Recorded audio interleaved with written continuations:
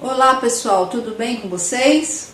Então vamos agora iniciar o nosso tema recursos hídricos.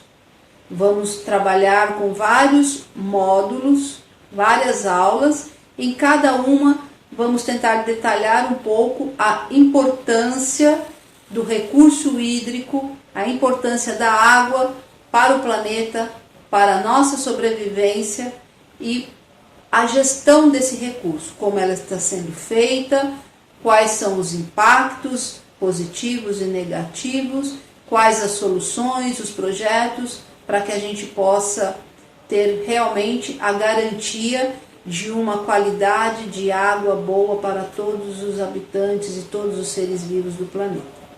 Então vamos iniciar a aula de hoje. Bom, estamos no planeta Terra. Nosso lar, o único planeta neste momento capaz de sustentar a vida humana. E o planeta Terra, por incrível que pareça, ele possui em sua superfície 2/3 de água. Então, na parte superficial do planeta, pode considerar que o planeta Terra é o planeta Água. Bom, desses 2/3 de parte água do planeta, nós temos que entender que essa água, a grande quantidade dessa água, estão nos nossos oceanos, nos nossos mares, salgada, cheia de sais. Então, neste momento, nós não podemos utilizar essa água desta forma para abastecimento, nem para matar a sede dos seres humanos, nem para os animais, nem para a plantação, nem para uso, muitas vezes, na área industrial. Essa água salgada, ela é inviável de ser usada na forma em que ela se encontra. Então, se a gente pegar o planeta Terra e analisar que são 2/3 do planeta, são 2/3 de água, 97,5% é de água salgada. É de água salgada. E aí, nós vamos ter os outros 2,5% de água doce.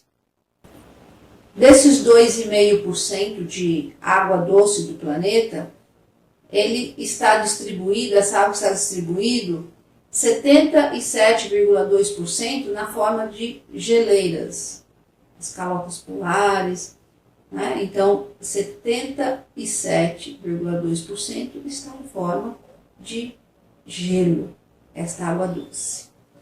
Aí nós vamos ter deste montante, mais ou menos 22,4%, que está na forma de água subterrânea, água doce subterrânea, que são os nossos aquíferos, né? A água que está no subsolo.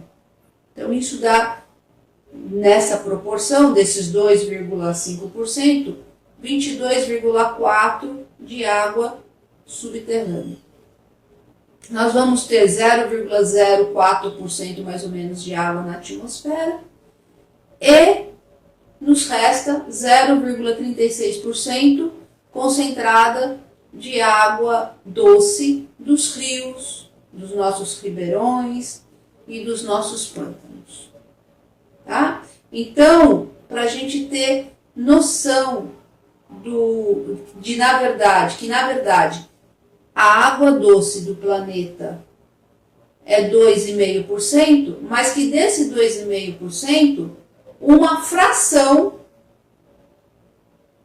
de 0,36% é a água dos nossos rios, que hoje, na maioria das cidades, é a água de abastecimento público, é a água que chega nas nossas torneiras, é a água que a gente usa no nosso dia a dia. Uma grande parte das cidades, a maior concentração de população que utiliza a água, esta água vem dos rios, através das represas. Elas são represadas, tratadas e enviadas para as cidades. E uma outra parte da população também utiliza a água subterrânea, a água dos aquíferos, através de poços artesianos que abastecem algumas cidades aqui do Brasil, aqui do estado de São Paulo, são abastecidas com água subterrânea. Certo? Então, isso para a gente poder começar a entender essa distribuição macro da água no planeta. Ela vem desta forma sendo distribuída no planeta. Ok?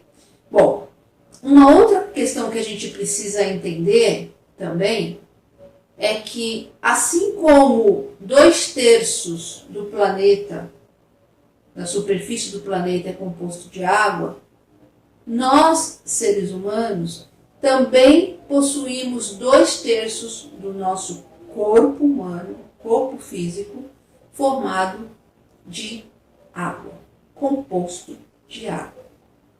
Então, 2/3 de todos os seres humanos do planeta, assim como o planeta Terra, nós somos água. Isso precisa ficar muito bem claro para nós, para que a gente possa entender a importância desse recurso natural, que é a água, para a nossa sobrevivência.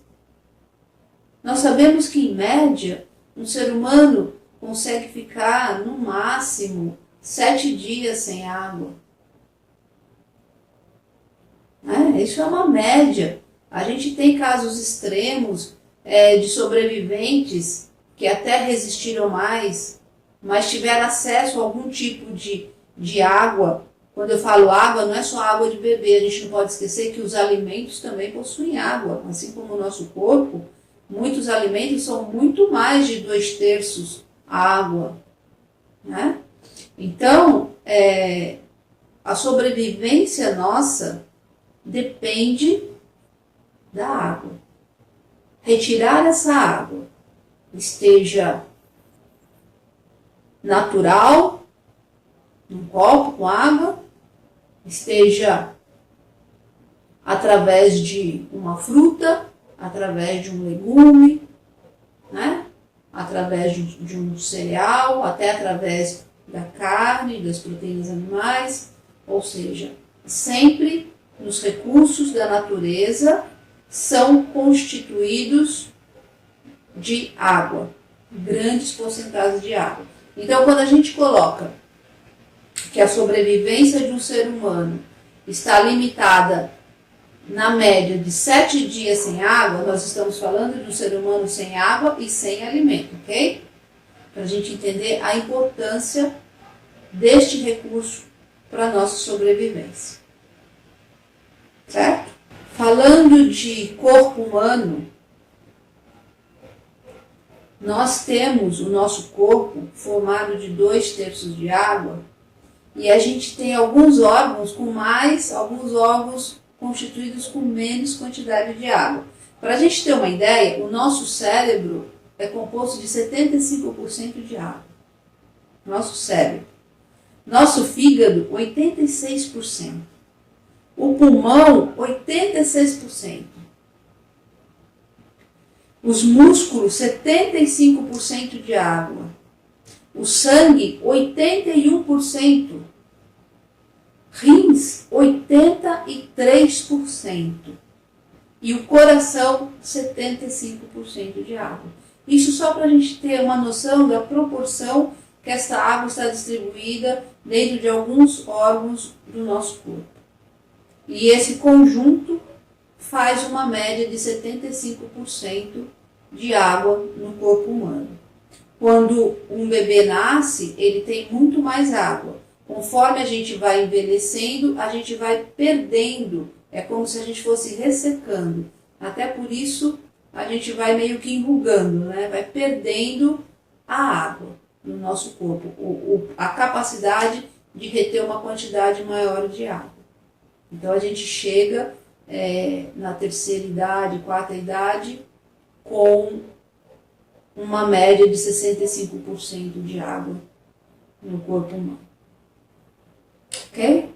Então isso é para a gente entender o quanto é importante a água para a nossa sobrevivência. E aí eu faço uma pergunta para vocês. Nós estamos aqui discutindo água para beber, água doce, que é a água que nos interessa neste momento. É claro que os oceanos, a água salgada, ela dá para ser utilizada, desde que se faça a dessalinização desta água. Hoje, ainda, a metodologia, as técnicas de retirada desse sal da água, ainda são técnicas que requerem um alto custo. Por isso, ela é muito pouco utilizada. Até porque, quando você retira os sais da água, a gente precisa entender que você está tirando não só o sal, aquela coisa que te dá o sabor salgado, mas você está tirando sais que são minerais extremamente importantes para a composição. A gente tem que entender que o recurso natural, a água, ele é um recurso composto. Né? Nós não podemos tomar, por exemplo, uma água desmineralizada. A água desmineralizada, ela não nos satisfaz, porque nós precisamos dos minerais que estão na água. E para isso a gente precisa entender como funciona esse processo. Então vamos entender um pouco como funciona o processo de formação desse ciclo hidrológico da água que a gente estuda na escola, né? Que a água evapora, forma nuvens, chove, cai no solo, certo? Esse ciclo hidrológico a gente precisa entender um pouco mais como funciona para entender como é essa formação. Então vamos nessa parte agora tentar detalhar um pouco como funciona esse ciclo da água na natureza. Bom, o ciclo da água na natureza, ele funciona da seguinte forma.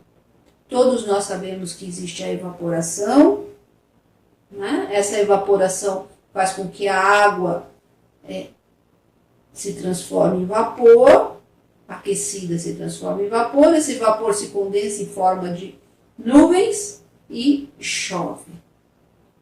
Quando chove, essa água cai no solo e ela penetra no solo.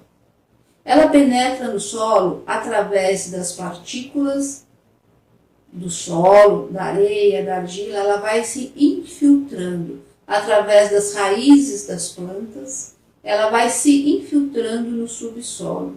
E esse processo de infiltração, conforme ela vai adentrando no solo, no subsolo, ela vai captando os minerais da terra. Ela vai carregando esses minerais. E logo que ela encontre uma barreira, um bolsão, que você tenha uma rocha maior que concentre aquela água, que são os nossos aquíferos, eles normalmente estão concentrados no subsolo e protegidos dentro de bolsões em que você tem uma rocha matriz maior que impede essa infiltração. E aí aquilo se armazena nesses dutos, nessas galerias, a água fica armazenada no subsolo, é o que a gente chama de aquífero.